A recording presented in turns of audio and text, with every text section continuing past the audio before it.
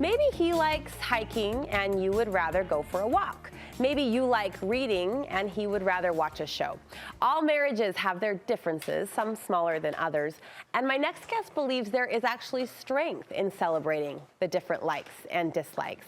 All week long, we're asking marriage experts what can happen when.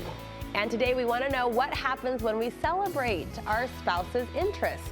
Licensed marriage and family therapist Trevor Hanson is joining me in studio. Great to see you on this week of love. Good to see you. So this may seem like a really small, I would say even an expected thing, like him and her, you know, she and he, opposites attract. But what do you see in your practice? Does this bubble up as a pressing point or a pain point for some couples?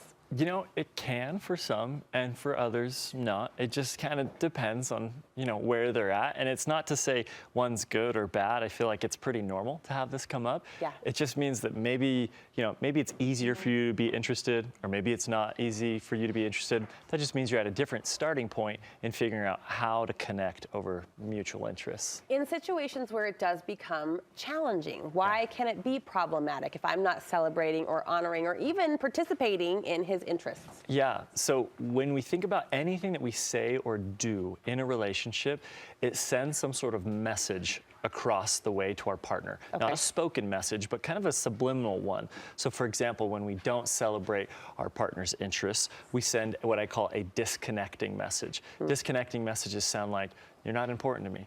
I don't care about you. You know, I'm more concerned about me and the things that are important to me than the we or you. Yeah. And the opposite is true. Like connecting messages can also be sent like, I love you, I care about you, I want you close, and you're important to me. And so when we don't celebrate those interests, we can oftentimes inadvertently send a much more powerful message than just, oh, I really don't want to watch your show with you. Yeah. Or I'm not interested in going to that event with you. It means a whole lot more when we're so deeply connected and tied to one another in a committed relationship. That hits the nail on the head. That was kind of where I was going. Even if it's a passe topic, right? Even if it's a he likes golf, I like pickleball. Yeah. At the end of the day, that is a subtle point of disconnect if I'm not Yeah. even going to ask about how the golf game went. Yeah, exactly. There's so much opportunity there as well on the flip side, right? It's just, you don't have to be interested in what they're interested in because you're interested in them. And if you're interested in them, they can feel that. They're going to know that. And all those underlying connecting messages like, hey, come close. You're part of my world. Yes. I want to know what's going on in your world. Yes. Right? Aladdin, he had his girl help on the magic carpet and he showed his world to her, right? I want to show you the world. And that's the same kind of message or theme that we send to each other when we're willing to peek into each other's lives, be interested, and be curious.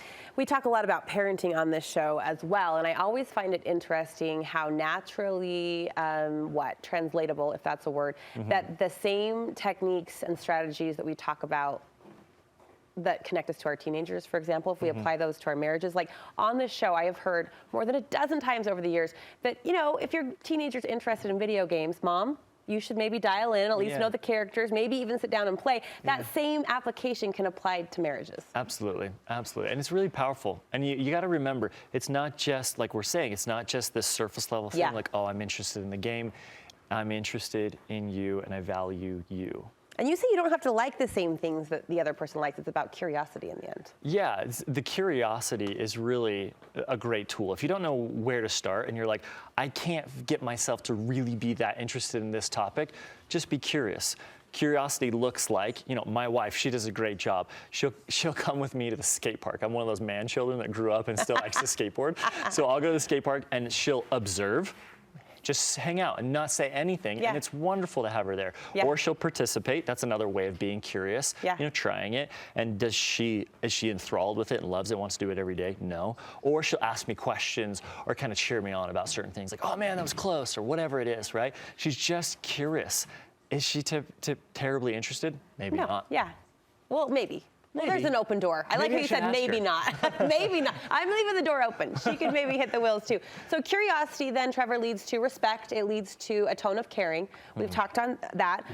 Curiosity also, you say, points to a more secure relationship. What's the correlation there? Yeah, so as we're curious about our partner's interests, we send those connecting messages like I was talking about. Yeah. And then there's disconnecting messages. And both connecting messages build a sense of safety. When you hear, I'm cared for, I'm loved, I have a place with you. You feel relaxed, you feel comfortable. You're not going to be guarded, getting defensive, pushing back, all the stuff that leads to conflict. That's not going to be part of it when you feel safe and secure. But the disconnecting messages, coming from like not being curious, send the message that says, I don't care about you.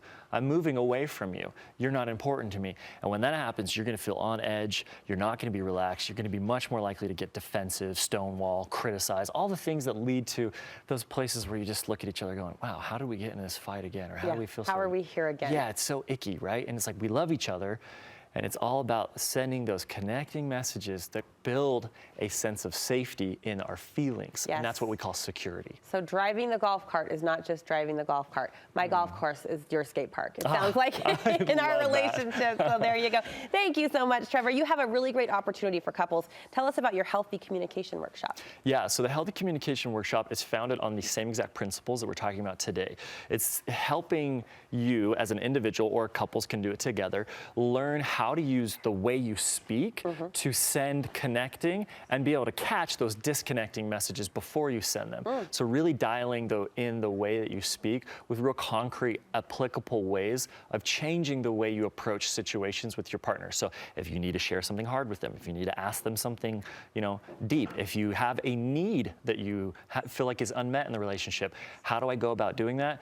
The Healthy Communication Workshop will help lead you to that. Where can we get more information? So if you go to theartofhealingbytrevor.com/HCW for Healthy Communication Workshop, there you can find it. And we also have a discount code for people watching Studio 5, which is just Studio 5. Okay, we'll post all of that information for you on our website. Thank you so much, sir. Hey, thank you.